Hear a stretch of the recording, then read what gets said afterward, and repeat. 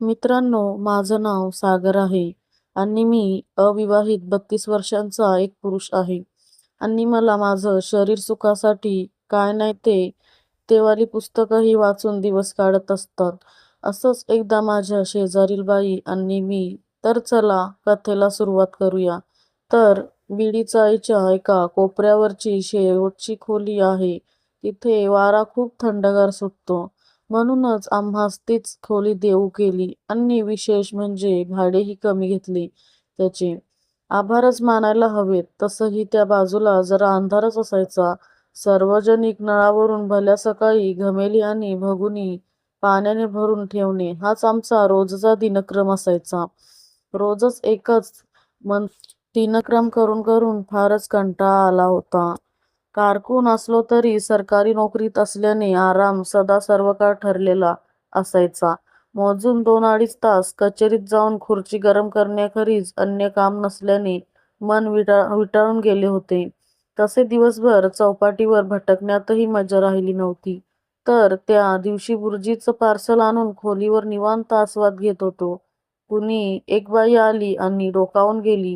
हे तर नेहमी होतं. चाळीत जरा म्हणून प्रायव्हसी नाही. ही तीच शेजारची बाई असणार. आज चौथ्यांदा डोकावून गेली. काही हवंय का आपल्याला?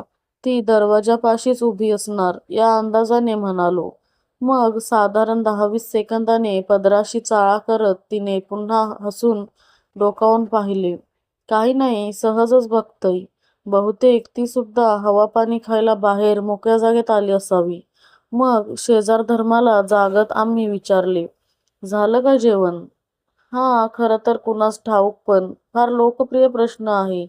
तर असा हा जबरदस्त प्रश्न विचारून मी बाहेर आलो आणि तांब्याभर पाण्याने चूळ भरून पिचकारी मारली आणि उघड्यावरच हात धुतले.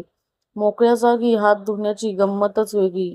तुम्ही सरकारी नोकरीत आहात असं कळलं, ती म्हणाली. सरकारी हा शब्द ऐकला की आम्हास उत्साहाचे भरते येते. चांगलं तरतरीत वाटते. खरंय. आम्ही दुसरी पिचकारी मारत तिच्याकडे बघितले. बऱ्याच दिवसापूर्वी हैदोस नावाचं पुस्तक वाचलं होतं. अचानक त्याचीच आठवण झाली. सौंदर्याचा आयटम बॉम्ब वगैरे काय म्हणतात ते हेच. गोरीपण आणि शृंगारास आतुर वगैरे असलेली ललना साक्षात पुढे उभी होती. आमच्या ह्यांच्या नोकरीचं काही बघता का? तिनं लाडविळपणे विचारलं. ह्यांच्या म्हणजे तिच्या नवऱ्याबद्दल बोलत होती ती. नक्कीच नक्कीच. फक्त तेवढी कागदपत्रे वगैरे आणून द्या. आता माझ्यासारखा कारकुनीच्या दीडदमडीच्या नवऱ्याला सरकारी नोकरीत कसा काय चिकटवू शकतो, हे एक मोठे कोडे होते. हिचा नवरा वॉचमॅन आहे एवढे मला समजले. मग ती गेली. पुन्हा सामसूम झाली. मी झाडलोट करून व्हरांड्यात विडी शिलगावून बसलो. 11 वाजता एक शिडशिडत माणूस गेला. बेजार. एक ठेवून दिल्यास जमिनीवर कायमचा उताना पडेल असा एक इसम शेजारणीचं दार वाजवताना आढळला. चायला हा हिचा नवरा? याला ही असली आयटम बॉम्ब कशी पेटली? विडी जळत होती. और अंदर से कलेजा भी. मग झाली का ड्युटी? आम्ही जळून खाक होत त्याला विचारलं. वय, हे काय आता झालो? तो बोलला. दार उघडले. तो गेला. दार बंद झाले. मी दुसरी विडी शिलगावली. रात्री झोपेतून जाग आली. बाजूच्या खोलीतून दणादण आवाज येत होते. मी ते लक्षपूर्वक ऐकले. चायला सकाळ झाली. घमेल घेऊन सार्वजनिक नळावर गेलो. पाणी भरलं. ते वरतुंगड वरांड्यावरच दात घासत उभं होतं आणि ती ललना आत कुठेतरी उलटली होती. साहेब, होईल ना काम आपलं? ह्या सिक्युरिटीत काय परवडत नाही हो. दात घासत घासत तो बोलला, सगळा फेस दाखवत. मॅनर्स नावाची काही गोष्ट आहे का? नाही. झालं म्हणून समजा. तेवढी कागदपत्रे द्या, मी म्हणालो. माझ्याकडे टॉवेल दोरीवर टाकत मी बोलत होतो. नुकतीच आंघोळ झाली होती. काय घ्यायचं द्यायचं असलं तरी बी सांगा, तो म्हणाला. साला या असल्या लोकांमुळे भ्रष्टाचार वाढला आहे आणि दोष आमच्यावर येतो. जास्त काही नाही, एक गावरान कोंबडी झणझणीत. त्याच्या इच्छेला मान देऊन आम्ही जिभेची चोचली पुरवण्याचे ठरवले. मग कचेरीत जाऊन खुर्चीवर बसून 2-2.5 तास नेहमीचेच काम केले.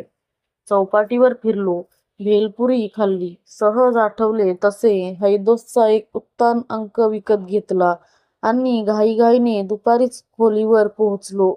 खाटेवर लवंडून पुस्तक हातात घेतले. मुखपृष्ठावरचे अर्धवट उघडे जंबो दररोज बारकाईने न्याहाळत असताना शेजारी डोकावून गेली. गडबडीत पुस्तक लपवले. अहो, सकाळी कागदपत्रे द्यायची राहिलीच. एकतर त्या पुस्तकाने आतमध्ये आग लावली होती आणि समोर ही सुंदर चेहऱ्याची ललना आपल्या नाजूक ओठांच्या पाकळ्या फाकवत आपलं ते हे उलगडत मंजूळ बोलत होती. या कामाला खरं तर उशीर लागेल, पण मी मात्र लवकर करून देतो. कागदपत्रे बघत मी म्हणालो, कुठला तरी पिंपळगाव बुद्रुकचा 10वीचा दाखला, 12वी नापासचे मार्कशीट आणि इतर भरमसाठ झेरॉक्स असे ती कागदपत्रे होती. किती धूळ झाली हो खोलीत. मी झाडून घेते, ती बोलली. अहो नको, कशाला? उत्साह दाबत आम्ही म्हटले. तुम्ही आमच्यासाठी एवढं करता, आम्ही एवढंही नाही करायचं. एवढं म्हणजे नक्की केवढं? असा आम्हा स्वतःलाच प्रश्न पडला. मग बाहेर जायचे सोडून हाच तो मौका वगैरे विचारत आम्ही टेबले कपाटाची उगीच इकडून तिकडे सरसार केली. खिडक्यांच्या तवांदावरील फडके वगैरे मारून झाली. जळमटे वाढली त्यापेक्षा कितीतरी जास्त होती. बाईच्या नजरेतून काहीही सुटत नाही. मग पांघरुणे विस्कटून त्यांच्याही घड्या घालणे चालू झाले. काही गोष्टी दार बंद करून कराव्या माणसाने. पुस्तक लपवण्याच्या ठिकाणी ओझरत बघत ती म्हणाली, ललनेला सगळं काही माहीत होतं, तर म्हणूनच ती आत आली होती. रजाई ठेवताना आम्ही उगीचच तिला पाठीमागून भिडलो. ललना काहीही बोलली नाही. चादरीची घडी घालत राहिली. मग हळूच तिच्या उरोजावर हात ठेवून अलगद मिठी मारली आणि हात झटकून ती ताडताड बाहेर निघून गेली. आम्ही बघतच राहिलो. आम्हाला स्वतःचीच बेहद शरम वगैरे वाटली. दार बंद करून ढसाढसा रडावे वाटले, पण तसला बालिशपणा आम्ही कदापि केला नाही. खिडकीवरची स्वच्छ झालेली तवादाने निरखत जरा वेळ झोपलो. संध्याकाळी दार वाजले. दारात मरतुंगडा उभा होता. म्हणजे हा आता आमच्याशी झगडणार तर. कोंबडी शिजायला टाकलीय, या बाहेर बसू, मरतुंगडा चांगला मूडमध्ये येऊन सांगत होता. हे तर भलतंच झालं की. अहो नको, आज मूड नाही, आम्ही त्यास सांगितले. तुमची इच्छा म्हणूनच आणली आहे ना. म्हणून कसं चालेल? नाही म्हणून कसं चालेल? ललना स्वयंपाक खोलीतून बाहेर येत बोलली. अगदी लाडूळपणे. मात्र आमचाही मूड परतला. वरांड्यावर गार हवेत विडी शिलगावून आम्ही बसलो. कोंबडीचा सुगंध आसमनात दरवळत होता. मरतुंगडा आतून काहीतरी घेऊन आला. साईब, लोकांना लागतं म्हणून तुमच्यासाठी इंग्लिश आणली. मरतुंगडा गिलास काढत बोलला. हे बाकी भारी झालं. मग आम्ही घोटघोट करत अख्खी बाटली रिचवली. मरतुंगड्याला थोडी जास्त झाल्याने तो बाहेरच लवंडला. मग ललना म्हणाली, आधी तुम्ही जेवून घ्या. कोंबडी फर्मास होती, वादच नाही. पण बनविणारी आतून फट्टू होती. मी म्हणालो, आमचा राग आला का? ललना म्हणाली, नाही, तुमची काय इच्छा आहे मला चांगलंच ठाऊक आहे. आमच्या ह्यांना नोकरी लावणं माझ्या हातात नाही. माफ करा. दारू नशेत माणूस खरं बोलतो म्हणून सांगून टाकलं. माहिती आहे, ती म्हणाली. मी चमकून तिच्याकडे पाहिले. पण माझं प्रेम आहे तुमच्यावर. ललना आता मूडमध्ये येऊन गुलगुलू बोलायला लागली. मी रस्सा ताटात ओतून घेतला आणि तंगडीचा घास घेऊन भाकरी कुस्करायला प्रारंभ केला. का बरं असं? काय आहे माझ्यात? मी तर एक साधा कारकून. लिंबू पिळत मी कलेजीवरही ताव मारला. तुम्ही शेजारच्या खोलीत राहता ना, म्हणून. ती म्हणाली. हे काही आम्हास झेपले नाही. दाताखाली हाडूक आल्यासारखं. पण असो. म्हणजे म्हणजे मी ठरवलं होतं, शेजारच्या खोलीत जो कोणी राहायला येईल त्याच्याशी प्रेम करायचं. ती म्हणाली. म्हणजे योगायोगाने तिथे मी राहायला आलो आणि ही माझ्या प्रेमात पडली. ते म्हणतात ना, सुंदर स्त्रियांचा मेंदू डुप्लिकेट असतो. तेवढ्यात तो मरतुंगडा डुलत डुलत आला.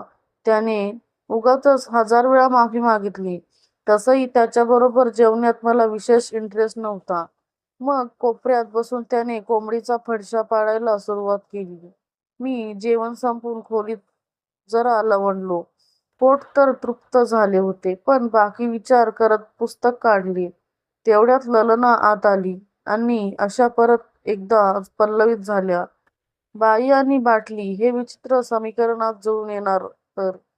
ती खाटेवर बसली. आम्हास फार थंड वाटले. तुमचंही माझ्यावर प्रेम आहे ना? तिने माझा हात हातात घेऊन उरोजावर ठेवत विचारले. मऊ मुलायम मासल मखमली उत्तान उरोजांचा तो स्पर्श आम्हा क्षणार्धात ढगात घेऊन गेला होता. मौके पे चौका साधत आम्ही दुसरा हात कमनीय कोमल गरगरीत वळणदार नितंबावरती दाबून धरला आणि तारुण्याने मुसमुसलेली त्या यौवनाच्या गुलाबपाकळ्या याचे रसपान करत म्हटले, हो खूप. आम्ही आता प्रवेश करून त्या मदनिकेचा मदनमणी कुस्करण्याच्याच बेतात होतो की मदनिका स्वतःच माझ्या भावपाशातून सोडवत म्हणाली, घाई नको, उद्या आमच्या ह्यांची रातपाळी आहे. मी उद्या येईन 2 वाजता, तयार रहा. ओसंडून वाहणारे आमचे परमसुख आम्हास नाईलाजास्तव कॅन्सल करावे लागले. या अशा स्त्रियांमुळे क्लॅप्ट नावाचा मन उगम पावली असावी. हैदोस वाचण्यात आता तसा काही अर्थ नव्हता. एवढे सुख कदाचित झेपलेच नसते. रंगरंगीली सकाळ झाली. घमेली आणि भगुनी पाण्याने भरून ठेवली. कचेरीत जाऊन खुर्चीचे दर्शन घेतले. चौपाटीवर भटकलो. आठवलं तसं मेडिकलमध्ये महत्वाचे सामान विकत घेतले. असावी म्हणून प्रगत देशातून आलेली जपानी तेलाची एक बाटलीही घेऊन ठेवली. रात्री सामसूम झाल्यावर खोलीवर परतलो. वाटेत घरमालक भेटला. म्हणाला, रात्री दार उघडं ठेवून झोपत जाऊ नका हो. आणि आवाज कसले येतात तुमच्या खोलीतून? माझ्या? अहो, ते तर या शेजारच्या खोलीतून येतात. आम्ही विस्मयाने म्हणाले. अहो, कसं शक्य आहे? ही खोली तर 6 महिने झाले बंदच आहे. मालक आश्चर्याने म्हणाला, काहीतरीच काय, इथे एक बाई आणि तिचा नवरा राहतो ना. रात्री आम्ही सोबत जेवण केलं. मी त्याला समजावलं. काय सांगता? खरंच की काय? अहो, तुमच्या अगोदर इथं एक वॉचमॅन राहायचा. तो पण असंच सांगायचा, पण अचानक एक दिवस तो गायब झाला. आता मात्र चिडीचूप शांतता पसरली. मी पुरता टरकून गेलो. मग मालक समजावण्याच्या सुरुवात म्हणाला, हे बघा, तुमच्यापासून काय लपवायचं? तुम्ही सरकारी नोकर. या खोलीत एका बाईनं आत्महत्या केली आहे, हे खरं आहे. तिच्या नवऱ्याचे बाहेर संबंध होते म्हणे. पण मला काय हे लपवायचं नव्हतं. पण दुसऱ्यांदा तिच्याविषयी कुणीतरी सांगतंय म्हटल्यावर मला तुमची चिंता वाटली. हे ऐकून मी सुन्न झालो. पाहिजे तर तुम्हाला उद्या खोली बदलून देतो. आजची रात्र काढा, म्हणत मालक निघून गेला. हातभर फाटल्यावर जी काही स्थिती होती तशा स्थितीत आम्ही खोलीत प्रवेश केला. दरवाजा घट्ट बंद केला. जपानी तेल टेबलावर शांतपणे ठेवून दिले. खिडक्यांवरची जळमटे तशीच होती, म्हणजे काल त्यांना कुणीच साफ केले नाही. ते कागदपत्रेही कुठे दिसेनात. हैदोस नावाच्या पुस्तकाकडे आता बघवत नव्हते. पण तसं घाबरण्याचे काही कारण नव्हते. रोजच्या सारखी ही पण एक रात्र सरेल. शेवटी कशीबशी झोप लागली. रात्री कधीतरी दरवाजावर थाप पडली आणि पडतच राहिली. अहो, उघडा ना, आज दार का बंद केलंय? 2 वाजले मी आले. भीतीने माझी गाळण उडाली.